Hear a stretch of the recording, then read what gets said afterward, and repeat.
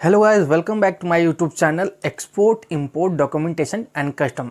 जैसे कि थंबनेल देख के आप समझ गए होंगे कि इस वीडियो में मैं आपको बताऊंगा how to send payment to supplier. यदि आप इंपोर्ट कर रहे हैं या इन फ्यूचर आपकी कोई प्लानिंग है कि मुझे इंपोर्ट एक्सपोर्ट करना है या मैं इंपोर्ट एक्सपोर्ट फील्ड में मुझे जॉब करना है, तो इस वीडियो में मैं आपको बताऊंगा कि आप एज ए इम्पोर्टर आपको सप्लायर को किस तरीके से पेमेंट करना है और क्या क्या डॉक्यूमेंट रिक्वायरमेंट होगी और क्या क्या डिटेल आपको चाहिए ताकि आप सप्लायर को पेमेंट कर सकते हो, पेमेंट आप कर पाओ आगे। तो बेसिकली मैं यहाँ पे इंपोर्ट के दो टर्म्स बताऊंगा। एक तो क्या है, कोरियर के थ्रू आता है, ठीक है, जिसमें छोटे मोटे जो आप शिपमेंट आप इंपोर्ट कर सकते हो बाई कोरियर, जिसमें DHL फेडेक्स वगैरह आपकी शिपमेंट लेके आते हैं। यदि इंडिविजुअली आप इंपोर्ट करते हो अपनी फर्म के नाम से, तो आपको क्या क्या डॉक्यूमेंट की रिक्वायरमेंट है और क्या क्या डॉक्यूमेंट आपके पास होना चाहिए। तो बेसिकली मैं यहाँ पे आपको बताऊं,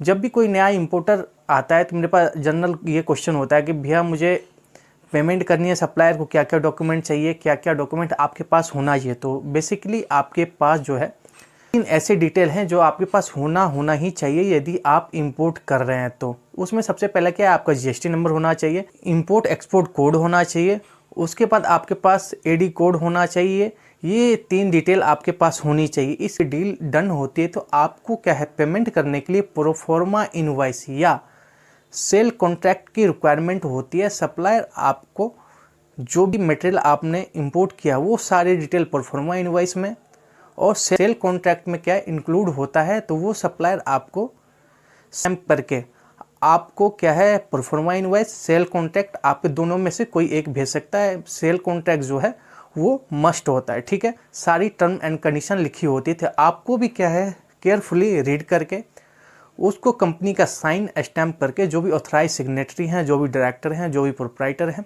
वो साइन स्टैम्प करके सप्लायर को सेंड करते हैं, यानी मेल करते हैं।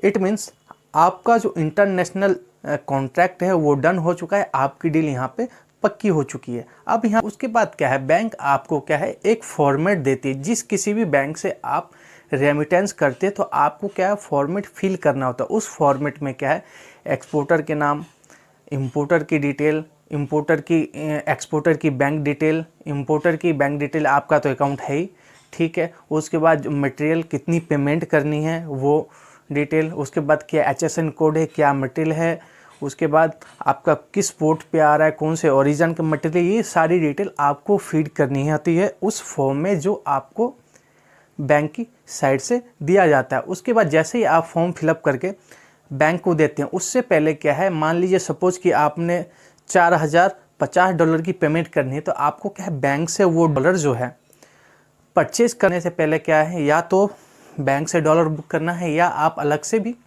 डॉलर बुक कर सकते हैं। जो भी आपको जितने की पेमेंट करनी है, बैंक क्या है बेसिकली वो चार्जेस लेती है जिसको मार्जिन बोलते हैं, मार्जिन चार्जेस बोलते हैं। उसके बाद बैंक के जो प्रोसेसिंग फ़ी वगैरह जो भी पेमेंट कर रहे हो उसके अगेंस्ट में क्या है, बैंक अलग से चार्ज करती है पेमेंट। जो भी बैंक, अलग अलग बैंकों का क्या है, अलग अलग चार्जेस हैं, अलग अलग कस्टमर के साथ। आपकी लिमिट किस तरीके की है या फर्स्ट टाइम आप करवा रहे हैं, उसी हिसाब से बैंक क्या है अलग अलग कस्टमर से अलग अलग चार्ज करती है, ठीक है। आप जैसे ही पेमेंट यहाँ से कर देंगे, डॉलर बुक कर देंगे, सारी डिटेल आप वहाँ पे दे देंगे।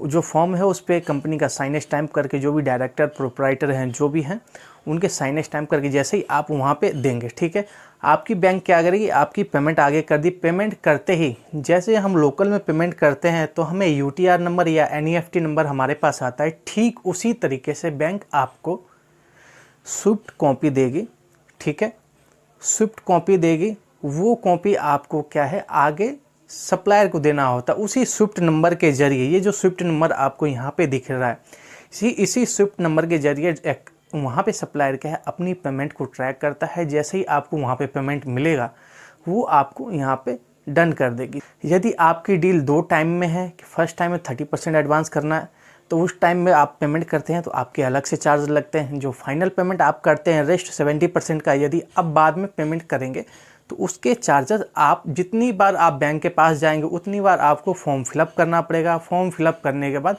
आपको वहाँ पे देना पड़ेगा। ठीक है, इस तरीके से आप इंपोर्ट की पेमेंट आप कर सकते हो।